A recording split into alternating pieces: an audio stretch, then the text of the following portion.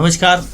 शाम के अखबारों की चर्चा चाय के साथ आज मंगलवार है, 4 अगस्त है और हम सीधे खबरों का सिलसिला शुरू करेंगे। हालांकि आज आपको मैं बता दूं, खबरों पर चर्चा करने के लिए मनोज दादी जी वरिष्ठ पत्रकार हमारे साथ में हैं, जो खबरों पर आपको विश्लेषण करेंगे। तो सबसे पहले मनोज जी, हम प्रभात किरण की खबर से शुरुआत कर रहे हैं और खबर भी प्रभात किरण के हम पहले पन्ने की ले रहेंगे। ताई का गोद लिया गाँव, हो रही काँव। आपको बता दूँ कि प्रधानमंत्री नरेंद्र मोदी ने सांसदों से कहा था कि हर साल वे एक गांव को गोद लें और उसकी तस्वीर को बदलें, क्योंकि हमारा जो देश है गांव प्रधान देश हैगा। हालांकि वो बात अलग है कि लोग धीरे धीरे गांव से पलायन करके शहर की ओर जा रहे थे, पर वो समय बदल गया है। कोरोना के बाद लोगों ने गांव की तरफ लौटना भी शुरू कर दिया गया है। ऐसे में गोद लिए गांव की दुर्दशा पर यह खबर लिखी गई है कि परीक्षित यादव की ये जो खबर है, वाकई मुझे ऐसा लगता है बहुत बारीकी से पड़ताल की गई है और वो बता रही है कि गाँव में कमल ही कमल है, उसके बावजूद बदहाली के आंसू बहा रहा है आदर्श गांव। मनोज जी बिल्कुल बिल्कुल सही कह रहे हैं। प्रधानमंत्री जी की ये योजना बड़ी अच्छी थी, जिससे कि प्रतिवर्ष एक गांव का विकास होने की संभावना नजर आ रही थी। लेकिन आपको समझ में आ रहा है इस खबर के अनुसार कि सांसद महोदय पत्राचार करने में इतने व्यस्त रहते हैं कि वो गाँव की तरफ ध्यान नहीं देते। ये गाँव वही गाँव है जिस पे हम लोगों ने, शेखर जी आपको भी याद है, हमने भी वहाँ जाकर के रिपोर्टिंग किया था। अच्छा गाँव है, पोटलोद गांव है और सुंदर गांव है, बन सकता था, विकास हो सकता था। बहरहाल तस्वीर गांव के सपने खूब दिखाए गए थे गांव वालों को। जब गांव को आदर्श गांव के रूप में विकसित करने के लिए गोद लिया गया था, गांव के लोगों को लगने लगा था, या कहूं मैं ये कहूं कि सपने आने लगे थे कि उनका गांव जो है ऐसा हो जाएगा कि शहर को भी पीछे छोड़ देगा। 12 साल हो गए, 12 गांव कम से कम उन्नत हो जाने थे, 12 नहीं तो 6 तो हो जाने चाहिए। बिल्कुल सही कह रहे हैं। ताई का गोद लिया गांव कितनी तरक्की कर रहा है, इसका नजारा अगर आपको देखना था आप पोटलोद जाकर देख आइए। हालांकि वहां पर जैसे गांव में आप दाखिल होंगे, एक तख्ती नजर आएगी जिसके अंदर तमाम जो लाखों रुपए के काम किए गए हैं वो उसके अंदर गिना दिए गए हैं। जमीन पर है या नहीं वो आप खुद देख लीजिएगा। सांसद शंकर लालवानी की अगर बात कर ली जाए तो उन्होंने भी कलारिया गांव को गोद लिया है, उसकी तस्वीर बदल रहे हैं। आने वाले वक्त में देखना होगा उसमें कितना बदलाव कर पाएंगे। बात कर लेते हैं पत्रिका की खबर को लेकर। हम आज ज़्यादा खबरें अखबारों में है नहीं वैसी, इसलिए हमने कुछ खबरें आप लोगों के लिए निकाली जो मुझे लगता है कि आपके काम की है।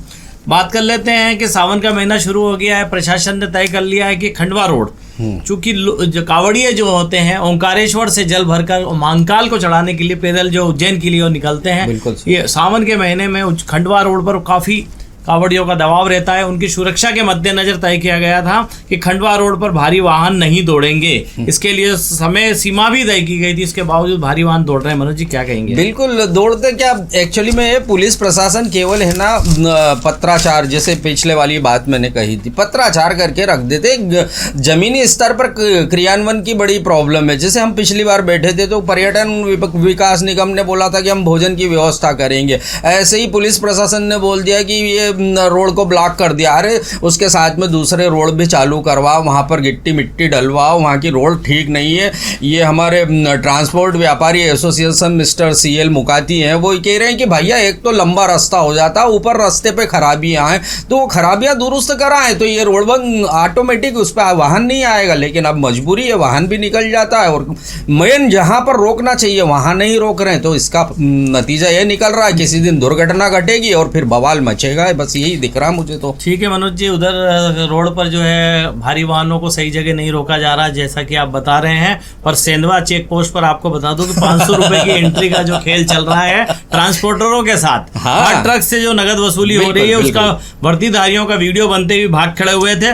और ये कोई नई बात नहीं है, आप कितनी भी वीडियो बना लें, कितनी भी शिकायतें कर लें, कितने भी वहां पर जो तैनात हैं उन्हें हटा दें, पर वसूली का खेल चलता रहता है और चेक पोस्ट कभी भी शुरू हो जाती है और कभी भी बंद हो जाती है। बिल्कुल सही मुद्दा उठाया आपने। मुकाती जी ने कम से कम पिछले 8 दिनों में 10 पत्र लिखे होंगे, सारी की सारी लगभग 47 चेक पोस्ट बता दी उन्होंने कि सब जगह भ्रष्टाचार चल रहा है, तो वो रोकने के लिए उनके पास अमला है। लेकिन खंडवा रोड पर जहाँ कांवड़िए निकल रहे हैं वहाँ रोकने के लिए अमला नहीं है। ये बड़ी विडंबना की बात दिख रही है। अब हम अग्निकांड की खबर की बात कर लेते हैं। पहले पन्ने की एक खबर मैं आपको जानकारी के लिए बता देता हूँ कि पहले सावन सोमवार को 1 करोड़ लोगों ने हरिद्वार पहुंचे थे और आस्था की डुबकी लगाई है।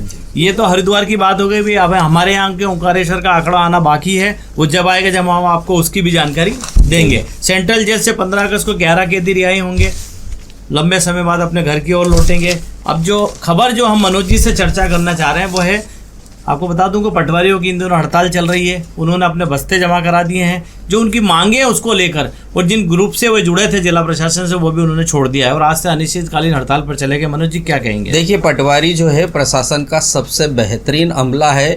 मूल बात वो है कि वही रोड पर काम करता है। पटवारी बिना इंदौर जिला प्रशासन राजस्व विभाग कुछ नहीं कर सकता। अगर उन्होंने बस्ते जमा कर दिए तो राजस्व विभाग प्रशासन ठप हो जाता है। हालांकि एक बात और कह दूं, पटवारियों पे खूब दबाव भी रहता है, राजनीतिक दबाव भी रहता है, प्रशासनिक दबाव भी रहता है। ऐसे में उन्हें काम करने के लिए थोड़ी सी सहूलियत भी चाहिए, लेकिन इन्हीं पटवारियों पर सबसे ज्यादा भ्रष्टाचार के आरोप भी हैं। तो दोनों बातें इस मामले में मनोज जी, भ्रष्टाचार के आरोप नहीं है, भ्रष्टाचार में डूबे हुए हैं पटवारी। और लोकायुक्त में कितनी बार से पटवारी बड़ी आसानी से ट्रैप हो जाते हैं, क्योंकि 2-2, 5-5 हजार रुपए के लिए परेशान करते हैं किसानों को। क्या कहेंगे? बिल्कुल करते हैं पटवारियों का। मैंने सीमित शब्दों में कहा था आपको कि पटवारियों से ही भ्रष्टाचार। आपको मैं बता दूं कि लोकायुक्त के अधिकारी कहते हैं जब उन्हें लक्ष्य पूरा करना होता है तो सबसे आसान शिकार उन्हें हिरण की तरह जो है दिखता है, वो पटवारी दिखता है। वो बड़े आसानी से रिश्वत देते हुए पकड़ में आ जाता है। अभी हम दैनिक दोपहर की खबरों की बात कर लेते हैं। पहले शहर की खबरों पे बात करेंगे, फिर हम देश विदेश की खबरों पे चर्चा करेंगे। मनोज जी, खबर ये है, रेल से बदली मालवा की तस्वीर। जी जी जी। मतलब मालवा में रेल आने के बाद में जो तस्वीर बदली थी, उसको 150 साल पूरे होने को आए हैं, लेकिन रेलवे भूल गया कि 3 अगस्त को हमें इसका जश्न मनाना था या उसे याद करना था उस मौके को। क्या कहेंगे? बिल्कुल, रेलवे तो भूल गया, इंदौर वासी भी क्यों भूल गए ये प्रश्न है। इंदौर के अंदर रेल आई थी जब होलकर घराने ने लगभग उस समय की मुद्रा 1 करोड़ रुपए कहा जाता है लोन दिया था अंग्रेज सरकार को। चलिए ये बात छोड़ दीजिए, 150 साल हो गए, रेलवे को भूल गए। आपको एक और बात बता दूं, इसी अगस्त के महीने के अंदर JRD टाटा इंदौर के अंदर पहली बार प्लेन लेके आए थे 1937 में। देखिए उसका भी लगभग 100 साल पूरा होने जा रहा है। उसको याद रखते हैं कि नहीं? तो इंदौर की जो सुविधाएं रेलवे और या अपना एरोप्लेन, इस पर हमारे जनप्रतिनिधियों का, हमारे समाज सेवियों का, या इंदौर के जो चुनिंदा लोग हैं जो इंदौर को जानते हैं और इंदौर की इतिहास को बताते हैं, उन लोगं को भी आगे आना चाहिए। केवल प्रशासन के भरोसे नहीं बैठ सकते। इससे साबित यह होता है कि रेलवे में सियासत करने वालों की दिलचस्पी नहीं रहती है। बिल्कुल। लेकिन माफ कीजिएगा, यहाँ पर ताई जी को थोड़ा सा बोलना पड़ेगा। उन्होंने बहुत पत्राचार करके इंदौर को रेलवे की भूमिका वे खुद भी भूल गई। अब ये तो होता है, मतलब आप पत्राचार कर रहे थे, आपको रेलवे के बारे में आपको चिंता नहीं। ये खबर भी वहीं से निकल के आई है, नागेश नाम जोशी के हवाले से आई है खबर है ये। बिल्कुल, नागेश नाम जोशी जी किसके प्रतिनिधि हैं उसके बताने की जरूरत नहीं है। कि अब बात कर लेते हैं हम एक और खबर को लेकर। स्कूल बसों और वैनों में नहीं है सुरक्षा के पूरे प्रबंध। हादसों के बाद भी चैतन्य हो पाते, मतलब हादसा जब होता है तभी परिवहन विभाग को सूझता है कि और ये चलो स्कूल बसों और वैन की जांच ही कर ली जाए।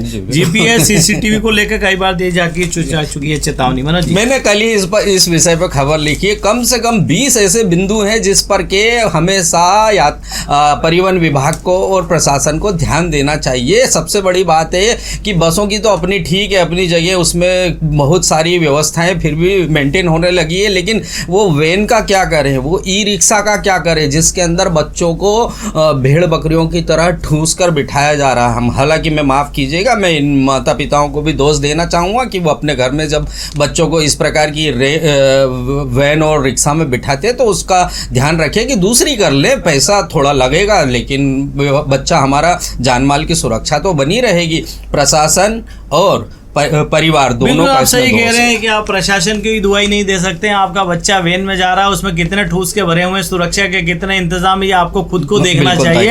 आपकी ऐसी क्या मजबूरी है कि आप उसके अंदर बच्चों को भेजने के लिए विवश हैं? आपके घर कोई पीले चावल देने नहीं आया, वो वैन वाला ना वो ऑटो रिक्शा वाला। बिल्कुल आप सही कह रहे हैं मनोज जी। अगर अब बात कर लेते हैं हम दैनिक दोपहर के पहले पन्ने की खबर की। पहले हम ट्रंप को लेकर एक खबर, बड़ी दिलचस्प खबर, इस पर बात करेंगे।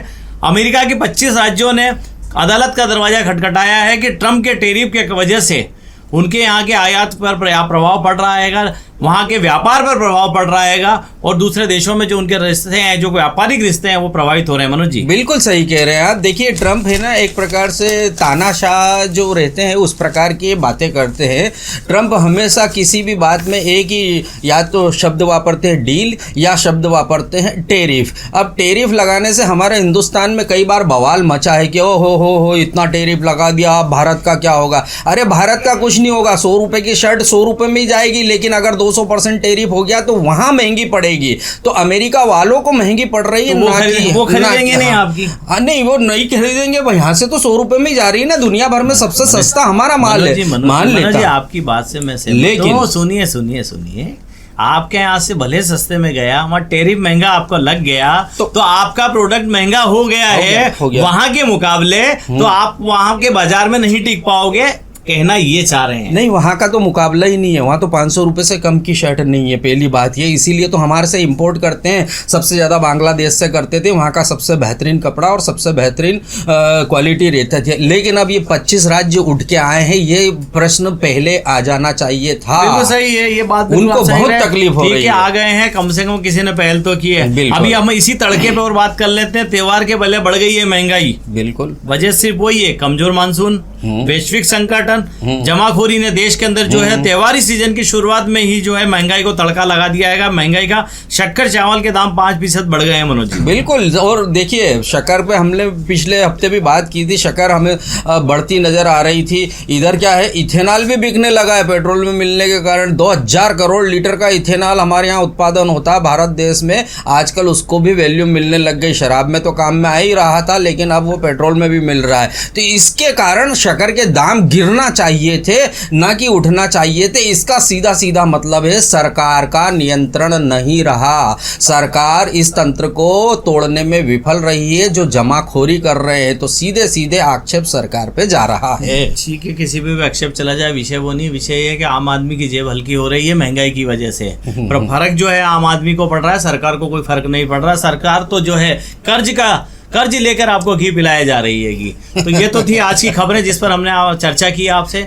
मेरा आपसे अनुरोध है कि आप हमारे कार्यक्रम को लेकर अपनी राय जरूर दें, चैनल को सब्सक्राइब करें, लाइक करें, और कमेंट बॉक्स में जाकर जो भी आपको लगता है कि और कुछ बदलाव किया जा सकता है, या ऐसे कोई मुद्दे हैं जिन पर हमें इस प्लेटफॉर्म पर बात करनी चाहिए, वो भी आप बता सकते हैं। धन्यवाद। प्लीज शेयर जरूर कीजिए।